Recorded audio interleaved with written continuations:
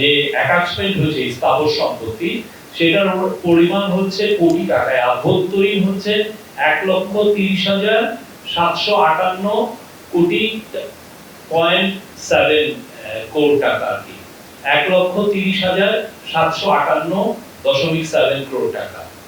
আর হচ্ছে মিলিয়ন ডলারে আছে যেটা বৈদেশিক অ্যাটাচমেন্ট হয়েছে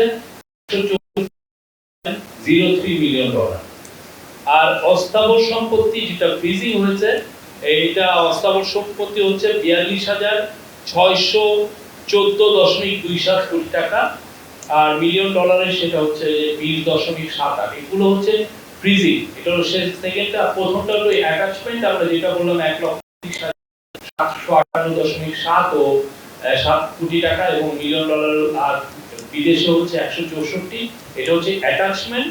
আর পরে আমি যে ফিগারটা দিলাম ফ্রিজিং অস্থাবর সম্পত্তি, সেটা হচ্ছে 42,614.27 কোটি টাকা। আর মিলিয়ন ডলারের সেটা হচ্ছে 20.78, এটা হচ্ছে বিদেশে। আর আরেকটা আর 42,614.27 হচ্ছে আভ্যন্তরীণ।